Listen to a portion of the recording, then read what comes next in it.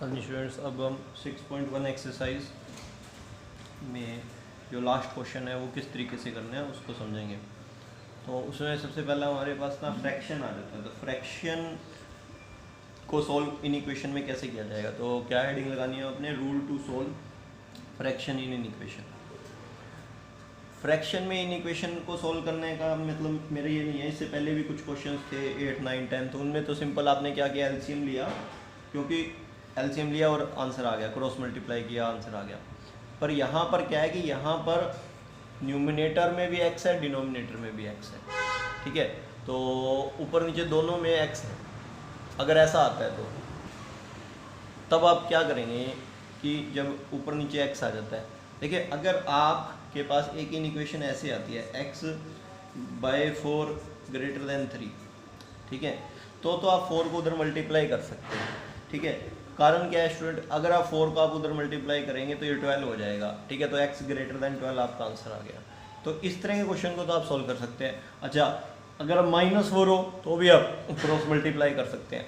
तो -4 के केस में आपका इनइक्वालिटी का साइन चेंज हो जाएगा, ठीक है। तब आप इसको लिख देंगे x लेस देन, अब ये क्योंकि -4 से मल्टीप्लाई करेंगे, तो -4 से मल्टीप्लाई करेंगे तो क्या हो जाएगा, आपका इनइक्वालिटी का साइन चेंज होके ग्रेटर की जगह लेस देन आ जाएगा, ठीक है। तो आपका आंसर आ जाएगा x की value less than equal to -12। तो आपको समझ में आ गया, अगर +4 है तो इनइक्वालिटी का साइन सेम रहेगा, क्रॉस मल्टीप्लाई कर देंगे आंसर आ गया। माइनस है तो क्रॉस मल्टीप्लाई कर देंगे आंसर आ गया। बट अगर यहाँ पर ये क्वेश्चन, ये तो अभी यहाँ कांस्टेंट है, तो आपको पता है या तो ये प्लस का 4 है या माइनस का 4 है, यानी आपको ये पता है या तो ये पॉजिटिव वैल्यू है या नेगेटिव है। पॉजिटिव है तो इनइक्वालिटी का सेम रहेगा साइन, नेगेटिव है तो इनइक्वालिटी का साइन चेंज हो जाएगा। बट क्या हो अगर ये क्वेश्चन में आपके पास यहाँ पर x आ जाए, यहाँ पर x+2 इज ग्रेटर देन 3 आ जाए, तब आप इस x+2 को उधर मल्टीप्लाई नहीं कर सकते। रीज़न, अगर आप x+2 को उधर मल्टीप्लाई करते हैं तो इसमें x है। अब आप इस x के बारे में क्या बता सकते हैं, आपको तो खुद x की वैल्यू निकालनी है। तो आप यहाँ क्या कह सकते हैं कि x पॉजिटिव है या नेगेटिव है। अगर आप इसको उधर मल्टीप्लाई करते हैं तो ये इनइक्वालिटी का साइन ग्रेटर का साइन है, ग्रेटर का साइन है, तो ये क्या होगा, अगर ये पॉजिटिव है तो सेम रहेगा, और अगर ये नेगेटिव है तो साइन चेंज हो जाएगा। बट आपको यहाँ तो खुद x की वैल्यू निकालनी है, तो आपको क्या पता है x पॉजिटिव है या नेगेटिव। तो आप इसको क्रॉस मल्टीप्लाई करेंगे तो साइन यही रहेगा या साइन चेंज होगा, ये आपको क्या पता। तो इसके बारे में आपको नहीं पता है, इसलिए इस रीज़न से आप इसको क्रॉस मल्टीप्लाई नहीं कर सकते। अगर आप इसको क्रॉस मल्टीप्लाई कर देंगे तो ये डिवीज़न में है, ये उधर चला जाएगा, तो फिर आपको यहाँ पर यही साइन रखना चाहिए या लेसर का साइन रखना चाहिए, इसके बारे में नहीं पता। इस रीज़न से जब इस क्वेश्चन को सॉल्व करेंगे तो जो मेथड मैं बता रहा हूँ आपको वो यूज़ करना है। क्या मेथड है कि अगर ऊपर भी x आ जाता है नीचे भी x, ठीक है, तो हम इस फ्रैक्शन को एक नाम दे देते हैं a/b। ऊपर वाले को a, नीचे वाले को b। इस फ्रैक्शन को एक नाम दे दिया हमने a/b, और हम लिखते हैं if ab is greater than equal to 0। अगर हमें क्वेश्चन आता है ग्रेटर देन इक्वल टू 0, तब हम इस क्वेश्चन को कैसे परफॉर्म करें। तब आपको क्या करना है स्टूडेंट, देखिए अब यानी इसका मतलब ये एक फ्रैक्शन है, ये फ्रैक्शन है, और ये क्या है, ग्रेटर है। ग्रेटर का मतलब 0 से बड़ा है यानी पॉजिटिव है। तो क्या होगा, या तो या अगर ये फ्रैक्शन पॉजिटिव है तो उसका मतलब क्या केस बन सकते हैं, दो ही केस बन सकते हैं, यानी ए भी पॉजिटिव हो और बी भी पॉजिटिव हो। तो पॉजिटिव का क्या मतलब होगा, ए भी 0 से बड़ा होगा और बी भी 0 से बड़ा होगा, या फिर दोनों ही नेगेटिव हो। अगर दोनों ही नेगेटिव होंगे तो माइनस माइनस, ऊपर भी माइनस नीचे भी माइनस, माइनस से माइनस क्या हो जाएगा, कट जाएगा, और क्या हो जाएगा, प्लस। तो ये भी नेगेटिव हो जाए, ये भी लेस देन हो जाए, और ये भी नेगेटिव। नेगेटिव का क्या मतलब होता है, नेगेटिव का मतलब होता है 0 से छोटा, और 0 से बड़ा क्या होता है, पॉजिटिव। तो ये भी 0 से छोटा हो गया, ये भी 0 से छोटा हो गया, दोनों 0 से छोटे हो गए।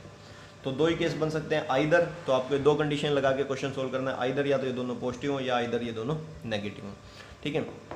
अच्छा, अब दूसरी बात, अगर ये क्या आ जाता है कंडीशन ए बी, यहाँ पर लेस देन इक्वल टू आ जाता है, लेस देन इक्वल टू आ जाता है, तब इस केस में आप स्टूडेंट क्या करेंगे, लेस देन इक्वल टू के केस में, तो यानी ए बी जो ये फ्रैक्शन है वो नेगेटिव आ गया, ए बी जो ये फ्रैक्शन है वो क्या आ गया, नेगेटिव। अब जो ये फ्रैक्शन पूरा नेगेटिव आ गया तो इसका क्या मतलब हुआ, इसका मतलब ये हुआ कि ये या तो ए नेगेटिव होगा यानी लेस देन 0 होगा, और बी पॉजिटिव होगा, यानी एक नेगेटिव होगा दूसरा पॉजिटिव तो नेगेटिव आएगा, या फिर ए पॉजिटिव हो और बी, यहाँ पे गलत कर दिया, ठीक है, ए पॉजिटिव हो और बी नेगेटिव हो, ठीक है। तो अपोजिट साइन होंगे, मतलब ये नेगेटिव कब आएगा पूरा फ्रैक्शन, जब इन दोनों के अपोजिट साइन होंगे, यानी एक पॉजिटिव होगा और दूसरा नेगेटिव। यानी अगर ए पॉजिटिव होता है तो बी को नेगेटिव होना पड़ेगा, ठीक है, और अगर ए नेगेटिव होता है तो बी को पॉजिटिव होना पड़ेगा, ठीक है।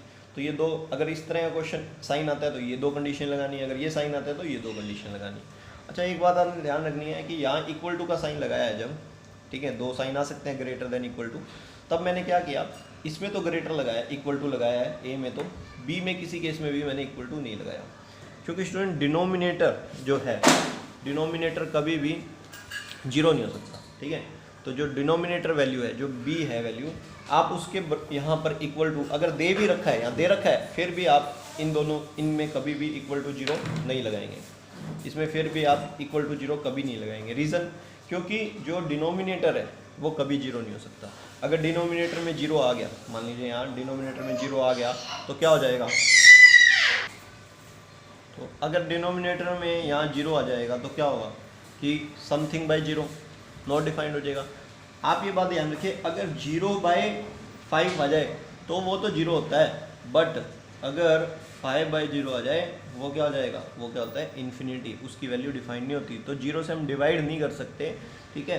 हाँ, जीरो को किसी से डिवाइड किया जा सकता है, पर जीरो से हम डिवाइड नहीं कर सकते, इसलिए नीचे कभी भी जीरो नहीं आएगा, तो इसको आप कभी भी बी को बराबर जीरो नहीं रखेंगे।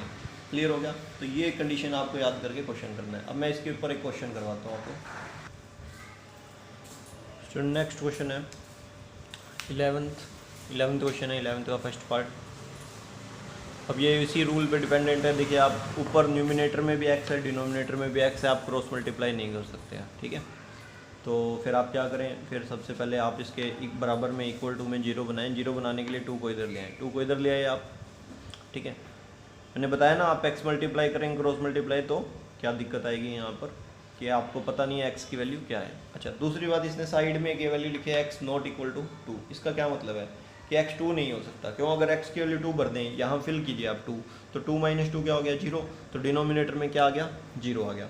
तो देखिए स्टूडेंट, ये इसने अपने आप ही एक बड़ा अच्छा एग्जाम्पल आपके सामने साइड में लिख दिया कि भाई एक्स की वैल्यू 2 नहीं भर सकते, क्योंकि डिनोमिनेटर कभी 0 नहीं हो सकता, और डिनोमिनेटर 0 हो गया तो सारा रिजल्ट इनफाइनाइट हो जाएगा, डिफाइंड नहीं होगा। तो हम अब इस 2 को इधर ले आते हैं, तो ये इक्वल टू में 0 बन जाएगा। अब फिर एलसीएम लेते हैं, तो एलसीएम लेंगे x - 2, एलसीएम मल्टीप्लाई करेंगे -2 × x - 2x minus minus plus 2 to the 4 हो गया, 2 to the 4 हो गया यहाँ पे। अब इसके बाद स्टूडेंट x - 2x करें, कितना रह गया -x, 3 + 4 करें, कितना रह गया 7, ठीक है। तो इसके बाद नेक्स्ट आगे, अब यहाँ पर सिंपल है कि इसमें माइनस कॉमन आ रहा है ऊपर वाले फ्रैक्शन में, आप लेना चाहें तो ले सकते हैं, ना लेना चाहें तो ऐसा कुछ नहीं, यहीं से क्वेश्चन को सॉल्व करना शुरू कर सकते हैं। जो कंडीशन मैंने समझाई है उनके बेस पे मैंने यहाँ माइनस कॉमन ले लिया, तो यहाँ माइनस आ गया। इस माइनस को उधर लेके जाऊँगा, यानी माइनस से मल्टीप्लाई करूँगा। जब माइनस से मल्टीप्लाई करूँगा तो इनइक्वलिटी का साइन क्या हो जाएगा, चेंज। अब मेरे पास ये फ्रैक्शन रहेगा, ये फ्रैक्शन क्या है, x - 7 डिवाइड में x - 2 is greater than equal to 0, यानी एक फ्रैक्शन है जिसकी वैल्यू 0 या 0 से बड़ी होगी।